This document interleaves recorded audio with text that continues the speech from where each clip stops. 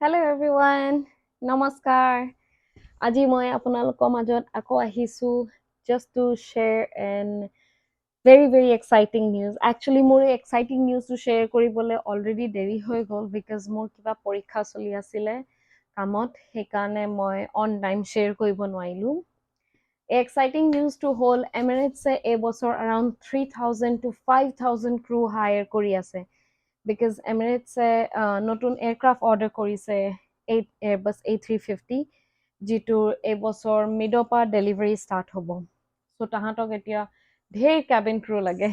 আৰু not only cabin crew ground staff লাউঞ্জৰ staff তেনেকুৱা বহুত ষ্টাফ লাগে চ' সেইকাৰণে মই বোলো কুইকলি আপোনালোকৰ লগত শ্বেয়াৰ কৰি ল'ম আমাৰ এতিয়া ইণ্ডিয়াত যদি কোনোবা অসমীয়া কেবিন ক্ৰু আছে নট অনলি অসমীয়া মানে basically it's for every one but since মই ভিডিঅ'টো অসমীয়াত কৰোঁ সেইকাৰণে প্ৰায়ৰিটিটো অকণমান আমাৰ অসমৰ মানুহৰ প্ৰতি বেছি আছে চ' সেইকাৰণে মই জাষ্ট শ্বেয়াৰ কৰিব বিচাৰিছোঁ যে আমাৰ যদি কোনোবা অসমীয়া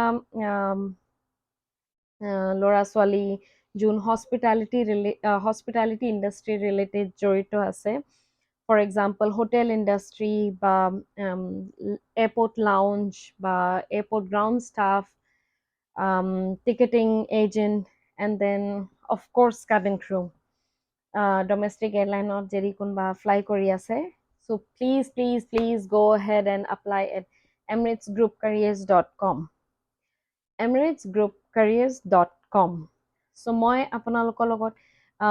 hey airline আমাৰ Emirates যোনটো vacancy আছে তাৰ link টো তলত share কৰি আছো. So আপুনি link টো click কৰিলে direct সেই vacancy page টো open হৈ যাব. আৰু তাত প্ৰথম অপশ্যনটোৱে আই থিংক আপুনি দেখিব যে কেবিন ক্ৰু বুলি লিখা থাকিব চ' ফাৰ্ষ্ট অপশ্যনটো হয় কেবিন ক্ৰু ভেকেঞ্চি তাৰপাছত আপুনি যদি স্ক্ৰল ডাউন কৰি থাকে এয়াৰপৰ্ট ষ্টাফ বা লাউঞ্জ ষ্টাফ যিহৰে ভেকেঞ্চি অ'পেনিং আছে তাত আপুনি গৈ পেলাই এপ্লাই কৰিব পাৰে চ' চিন্স মই নিজে কেবিন ক্ৰু হয় চ' মই কেবিন ক্ৰু ৰিলেটেড অকণমান ইনফৰমেশ্যন শ্বেয়াৰ কৰিব বিচাৰিছোঁ যদি আপুনি এমিৰেটছত এপ্লাই কৰে এই লিংকটোত ৰেজিষ্টাৰ কৰাৰ পাছত আপোনালোকে আপোনাৰ নিয়েৰেষ্ট যদি কিবা ফ্ৰেংকফিন ইনষ্টিটিউট আছে ফ্ৰেংকফিন ইনষ্টিটিউটত কল কৰি ক'ব যে মই এনেকৈ এমিৰেটছ এয়াৰলাইনত এপ্লাই কৰিছোঁ আৰু এইটো মোৰ ৰেজিষ্ট্ৰেশ্যন নম্বৰ হয় চ' প্লিজ যদি তাত কিবা কেতিয়াবাও যদি এমিৰেটছৰ ইণ্টাৰভিউ হৈ আছে আপোনাক জনাবলৈ চ' এমিৰেটছে ইণ্ডিয়াত গৈ পেলাই মষ্ট অফ দ্য টাইম কি তাহাঁতি মানে সদায় যেতিয়া এমিৰেটছে ইণ্ডিয়াত ইণ্টাৰভিউ লয় তাহাঁতি ফ্ৰেংকফিনৰ কোনোবা এটা ব্ৰাঞ্চত লয় চ' সেইকাৰণে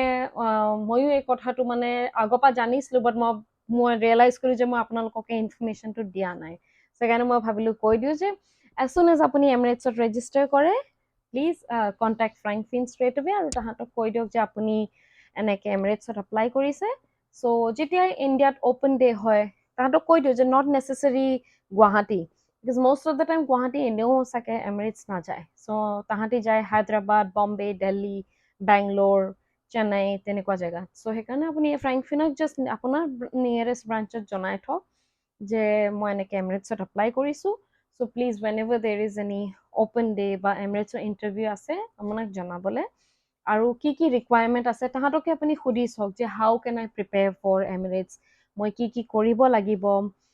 চ' তেতিয়া তাহাঁতি আপোনাক হেডছ আপ দিব পাৰিব যদি আপোনাৰ অলৰেডি ফ্ৰেংকফিনৰ পৰা কৰ্চ কৰা আছে তেনেহ'লেতো you always have a plus point যে ফ্ৰেংকফিনে প্ৰায়ৰিটি দিব নিজৰ ষ্টুডেণ্টবিলাকৰ বাট যদি আপুনি ফ্ৰেংকফিনৰ পৰা কৰা নাই ফৰ এক্সাম্পল মই ফ্ৰেংকফিনৰ পাছ আউট নাছিলোঁ চ' মই জাষ্ট এমিৰেটছত ৰেজিষ্টাৰ কৰিছোঁ আৰু ফ্ৰেংকফিনে মোক কল কৰিছিলে বাট এতিয়া কি হ'ল ইমান বছৰ মূৰত মই দেখিছোঁ এই জবটো বহুত হাই ডিমাণ্ডত আছে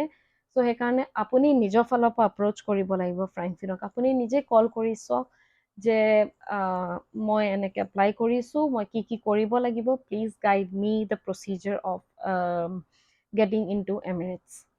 এণ্ড দেন তাৰপাছত তাহাঁতি আপোনাক ফ্ৰম দেৰ অন তাহাঁতি টেক অভাৰ কৰে আৰু যদি তাহাঁতক আপোনাৰ ফৰ্মখন ভাল লাগে চ' তাহাঁতি এটা ৰাউণ্ড অফ ইণ্টাৰভিউ কৰিব আপোনাৰ লগত আৰু যেতিয়া তাহাঁতি এটা ৰাউণ্ড অফ ইণ্টাৰভিউ কৰে ফৰ এমিৰেটছ তেতিয়া এমিৰেটছে দুটা কণ্ডিশ্যন ৰাখিছে যে মিনিমাম 1 year অফ এক্সপিৰিয়েঞ্চ হ'ব লাগিব ইদাৰ এনি ডমেষ্টিক এয়াৰলাইন অৰ হস্পিটালিটি বেকগ্ৰাউণ্ডত চ' সেই একেটা বস্তু ফ্ৰেংকফিনে চাব যোনদিনাখন আপুনি ফ্ৰেংকফিনৰ লগত অন কল কনভাৰ্জেশ্যন কৰে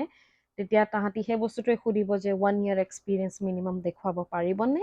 and then the second thing is 160 centimeter height requirement সেইটো একেবাৰে মেণ্ডেটৰী হয় there is no' compromise in that আৰু এইটো ফ্ৰেংকফিনৰ ফালৰ পৰা নহয় এইটো এমিৰেটছৰ ফালৰ পৰা আহিছে যে এই দুটা ষ্ট্ৰিক্ট ৰিকুৱাৰমেণ্ট একেবাৰে আছে যে minimum 1 year of hospitality industry বা any airline industry experience plus 160 centimeter height requirement আৰু 160 centimeter যদি আপোনাৰ হাইট আছে 212 centimeter at টিপটো আপুনি যদি একদম টিপটোত থিয় হয় তেনেহ'লে আপুনি 212 centimeter ৰিচ কৰিব পৰা হ'ব লাগিব বিকজ বহুত মানুহ এনেকুৱা থাকে মেবি হাইট 160 centimeter নাথাকিবও পাৰে বাট তাহাঁতি 212 centimeter ৰিচ কৰিব পাৰে বিকজ অফ লং আৰ্মছ হাত দীঘল হ'ব পাৰে সেইকাৰণে আপুনি 212 centimeter পাই যাব চ' বাট সেইটো মানে কি হয় সেইটো depend on person to person maybe চাগে কোনোবাই সেই বস্তুটো এক্সকিউজ এৰি দিব যে ইটছ অ'কে 160 centimeter নহয় যদিও 212 centimeter পাই আছে but the strict rule is 160 centimeter height limit so মোৰ height actually 159 point কিবা centimeter হয় but মই যেতিয়া টিপটোত থিয় হওঁ মোৰ 212 centimeter ঢুকি পায় so মোৰ যোনজনী ইণ্টাৰভিউ লৈছিলে তাই মোক ক্লিয়াৰ কৰি দিছিলে and maybe because of the experience more experience who আছিল domestic airline so সেইকাৰণে এইবিলাক বহুত গিটা factor matter কৰে so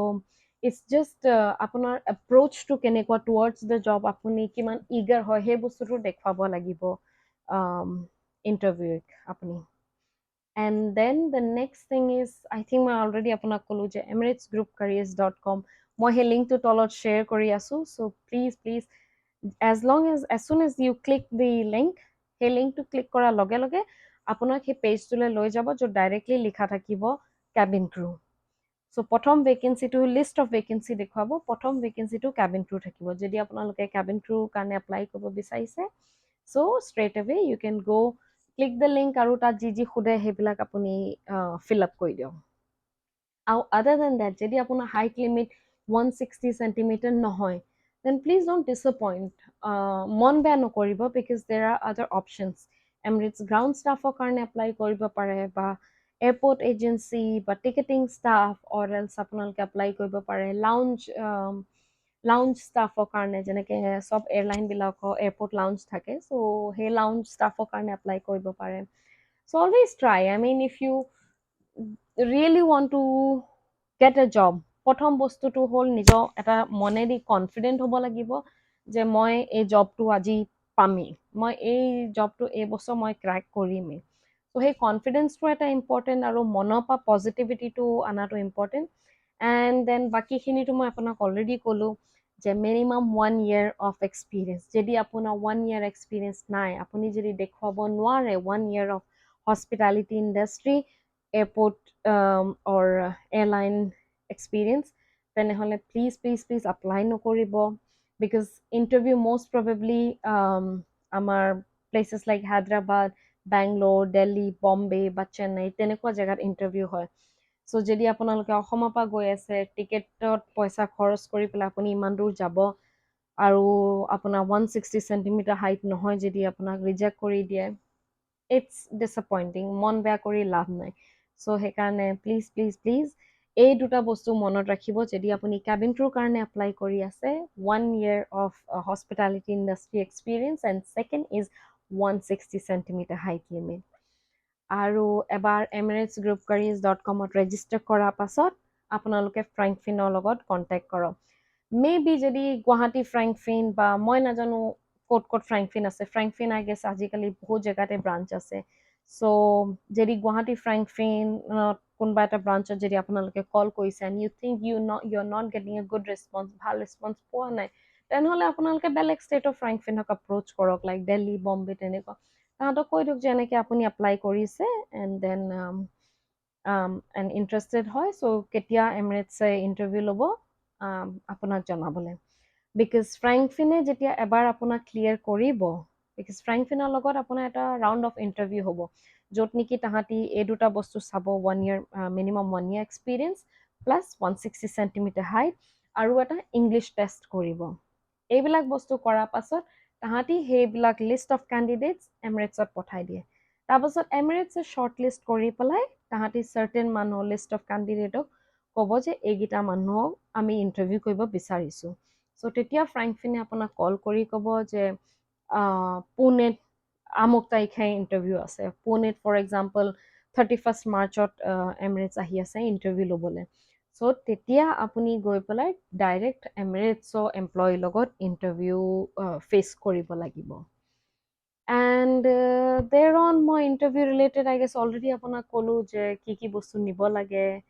কি বস্তু প্ৰিপেয়াৰ কৰিব লাগে চ' এবাৰ যদি আপোনাৰ ফৰ্মখন চিলেক্ট হৈ যায় এণ্ড দেন মোৰ পৰা যদি আৰু কিবা হেল্প লাগে প্লিজ ফিল ফ্ৰী মোক ইনবক্স কৰি দিব ইউটিউবত কমেণ্টতো লিখিব পাৰে বা মোৰ ইনষ্টাগ্ৰাম আইডি হ'ল মমি এণ্ড উইংছ আপোনালোকে তাত যদি মোক DM কৰি দিব মই মষ্ট প্ৰবেবলি মই ভইচ নোটত ৰিপ্লাই কৰোঁ বিকজ মোক টাইপ কৰোঁতে বহুত টাইম লাগে আৰু মই ইমান মানে ছ'চিয়েল মিডিয়াত টাইম স্পেণ্ড কৰিব বিচৰা নাই বিকজ মোৰ ছোৱালী আছে এজ আই ছেড আৰু এতিয়া